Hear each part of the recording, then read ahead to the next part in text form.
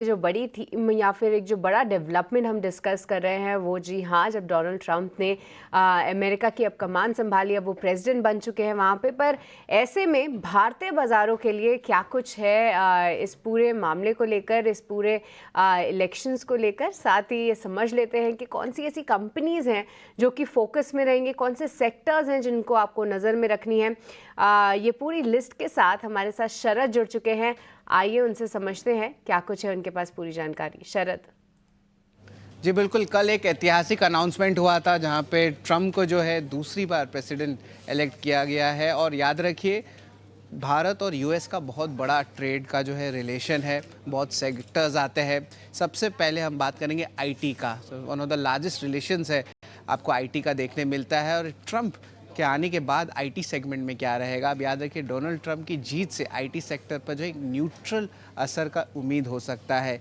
अब ये इसलिए है क्योंकि अगर कॉर्पोरेट टैक्स घटते हैं यूएस के मार्केट्स में और यूएस की इकोनॉमी में जो है लूजनिंग होती है, बढ़ोतरी देखने का एक्सपेक्टेशंस होता है, तो आईटी बजट और आउटसोर्सिंग बढ़ सकता है। तो उसके कारण पॉजिटिव रहेगा भारतीय कंपनी के लिए। हालांकि जो H1B वीज़ा होता है या इमिग्रेशन कंट्रोल होता है, उसके कारण बहुत सारे ऑफ-साइट लोग जो है भारत से जो जाते हैं वहाँ पे थोड़ी इम्पैक्ट पड़ सकती है, तो अभी न्यूट्रल इम्पैक्ट रहेगा। ऑटो एंसिलरीज की बात करें तो यहाँ पे नेगेटिव इम्पैक्ट देखने मिल सकता है। मैं इसलिए ये कह रहा हूँ क्योंकि जो टैरिफ हाइक है वो और ज़्यादा आ सकती है। और ऑफ कोर्स हमें पता ही है कि यूएस का जो स्टांस है चाइना के लेके भी जो है टैरिफ्स को लेके एक बहुत स्ट्रॉन्ग स्टांस है, स्पेशली रिपब्लिकन पार्टी के लिए, जिसमें डोनाल्ड ट्रंप जो है शामिल है। इलेक्ट्रॉनिक मैन्युफैक्चरिंग की बात करें तो यहाँ पे पॉजिटिव रहेगा क्योंकि चाइना पे टैरिफ लग सकता है और भारत का जो एक्सपोर्ट पोटेंशियल है उसमें इम्प्रूवमेंट देखने मिल सकता है। मेटल्स की बात करते हैं तो एक न्यूट्रल जो है एक्सपेक्टेशंस रहने वाला है क्योंकि यूएस टैरिफ्स ऑलरेडी चाइना के मेटल्स में लगे हुए हैं। और इसके अलावा जो मार्जिनल एक्सपोर्ट्स हो रहे हैं यूएस के तरफ, वहाँ पे जो है एडिशनल डंपिंग देखने मिल सकता है। तो भारत के लिए मेटल्स के लिए न्यूट्रल रहेगा। फार्मा केमिकल यहाँ पे जो है, यहाँ पे भी आप एक्सपेक्ट कर सकते हैं न्यूट्रल एक्सपेक्टेशंस, क्योंकि जो चाइना की प्रोडक्ट्स में हायर टैरिफ्स लगेंगे तो उसमें जो है यूएस को बेनिफिट हो सकता है। लेकिन अगर भारत के प्रोडक्ट्स में लग गए तब यहाँ प्रॉब्लम हो सकती है भारत को। ऑयल एंड गैस की बात करें तो पॉजिटिव रहेगा ओएमसीज के लिए, ऑयल मार्केटिंग कंपनीज, और नेगेटिव रह सकता है ऑयल एक्सप्लोरर्स के लिए। और अगर पॉलिसी फोकस करेगा तो ऑयल पे भी फोकस रहेगा। और उन्होंने कैंपेन में भी बहुत बात की थी कि ऑयल पे जो है उनको बढ़ावा जो है वो देने वाले हैं और जो फॉसिल फ्यूल प्रोडक्शन है जिसको कहते हैं उस पर फोकस रहेगा। ऐसा भी हो सकता है कि जो ग्रीन बेनिफिट्स है वो रोल बैक हो सकते हैं।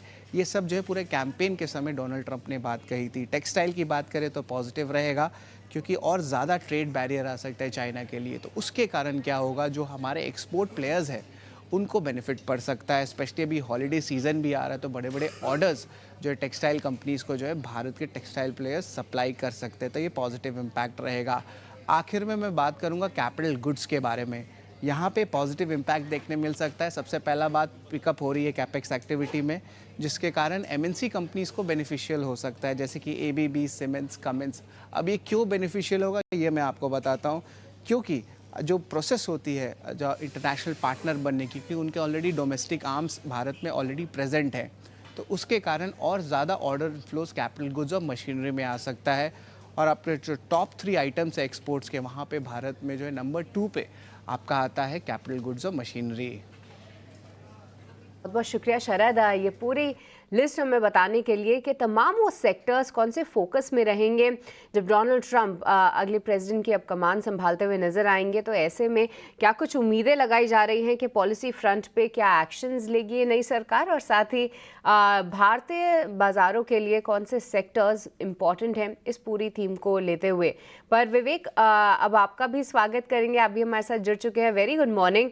आप कैसे देख रहे हैं इस पूरे इलेक्शन के मामले को, क्योंकि देखिए कुछ चीज़ें तो साफ है कि चाइना पर जो नए टैरिफ्स हैं उसकी बात उन्होंने पहले ही की थी, शायद वो अब अगले साल से लगते हुए नजर आए। साथ ही साथ और भी कई सारे सेक्टर्स हैं जिस पे एक असर आने की उम्मीद है, जिसमें कि आईटी, साथ ही साथ फार्मा स्पेस, मेटल काउंटर्स, ये सभी फोकस में रहेंगे। विवेक, कोई थीम जो कि आपने इस पूरे मामले से कैच की हो जहां पर एज एन इन्वेस्टर नजर रखनी चाहिए? सुप्रभात सृष्टि और डिम्पी जी को।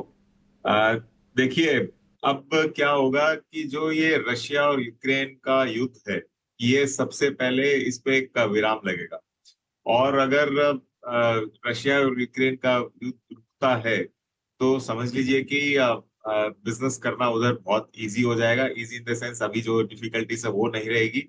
और जो इंडियन कंपनीज है एक्सपोर्ट करती है यूरोप रीजन में, तो उनको ये फायदा होने वाला है। तो मुझे लगता है कि मैं तो कल भी यही बोल रहा था जब आपके साथ जुड़ा था कि ट्रम्प आना दुनिया के लिए एक पीसफुल संदेश है। क्योंकि आप अगर हिस्टोरिकली आज इनफैक्ट न्यूज़पेपर्स में, आपके टाइम्स ऑफ इंडिया में ही आप अगर देख लीजिए, तो हर यूएस प्रेसिडेंट के आने के बाद कौन से युद्ध हुए हैं ये पूरा लिस्ट आउट किया गया है। और वहां पे ट्रम्प के नीचे कुछ भी नहीं है। मतलब जब ट्रम्प थे तो दुनिया एकदम पीसफुल थी। तो मुझे लगता है कि अब थोड़ा सा पीस ज्यादा बढ़ेगा, या यूक्रेन और इसका युद्ध रुकेगा रशिया का, और इसराइल को ज्यादा सपोर्ट मिलेगा। इसके कारण अब ईरान भी थोड़ा थोड़ा मतलब डर के चलेगा। अब वो इतना कोई अग्रेसिव नहीं होने वाला है। तो इसके कारण इंडियन कंपनीज को काफी बेनिफिट होगा जब एक्सपोर्ट बढ़ेगा यहाँ से। शरद ने तो ऑलमोस्ट सारे सेक्टर्स बोल दिए, लेकिन मुझे लगता है कि फार्मा बहुत पॉजिटिव हो सकता है यहाँ से जाके। क्योंकि ज्यादातर ऑलमोस्ट 60% इंडियन कंपनीज का एक्सपोर्ट फार्मा का यूएस में ही जाता है। तो वहां पे अगर फ्रेंडली सरकार रहती है तो वो और बढ़ेगा। और दूसरा आईटी न्यूट्रल है, लेकिन ओवरऑल डाउनसाइड नहीं है, इसके लिए पॉजिटिव लगता है मुझे। तो ये दोनों सेक्टर पे आपको नजर रखनी चाहिए। और जो भी कमोडिटी रिलेटेड सेक्टर्स है सृष्टि जी, क्योंकि कमोडिटीज अगर स्टेबल रहते हैं, युद्ध नहीं होता है, और क्रूड ऑयल अगर स्टेबल रहता है, तो आप उससे अंदाजा लगा लीजिए कि काफी सेक्टर्स उससे बेनिफिट होने वाले हैं। तो आपको बहुत स्टॉक स्पेसिफिक रहना है, लेकिन जो टॉप ऑफ द माइंड है, मुझे लगता है कि फार्मा सबसे ज्यादा बेनिफिट करेगा और आईटी बेनिफिट करने वाला है। फार्मा, आईटी सेक्टर और कमोडिटी मार्केट पर भी नज़र होगी। लेकिन विवेक, मैं आपसे पूछना चाहूँगी, मेटल सेक्टर में इसके चलते तो फोकस रहेगा ही, लेकिन उसके अलावा कई सारी स्टील कंपनियों के नतीजे कल मार्केट आवर्स के बाद आए। टाटा स्टील सीक्वेंशियल बेसिस पर कमज़ोर थे, लेकिन अनुमान से बेहतर, और जेएसपीएल के नतीजे भी काफ़ी अच्छे थे। क्या राय होगी आपकी इन स्टील स्टॉक्स पर? देखिए, स्टील ओवरऑल जो सेक्टर है, जैसे मैंने कहा, कमोडिटीज हो सकता है कि यहाँ से बहुत अग्रेसिवली बढ़े नहीं, ये एक पॉजिटिव संकेत होगा। एक और इसका देखिए, हमको वेट करके देखना पड़ेगा। अगर यूएस टैरिफ्स बढ़ाता है चाइनीज प्रोडक्शन और चाइनीज मैन्युफैक्चरर्स पे, तो क्या चाइनीज यहाँ पे डंप करेंगे इंडिया में, और इंडियन गवर्नमेंट कितना फास्ट उस पर एक्शन लेगी, ये भी हमको देख के मतलब वेट करके देखना होगा। लेकिन मुझे लगता है कि जो स्टील ओवरऑल रिजल्ट्स है, एक आध कंपनी के सिवा एवरेज या बिलो एवरेज ही रिजल्ट्स आए हैं। और ये स्टॉक्स यहाँ से फिर भी बढ़ने नहीं वाले हैं, क्योंकि ओवरऑल वैल्यूएशन वाइज बहुत कॉस्टली लग रहे हैं।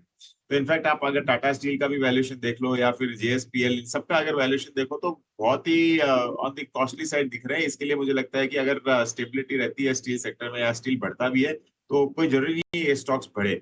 हाँ, एक ही स्टॉक यहाँ पे सस्ता लग रहा है, वो है खाली एक सरकारी कंपनी जो स्टील अथॉरिटी ऑफ इंडिया है।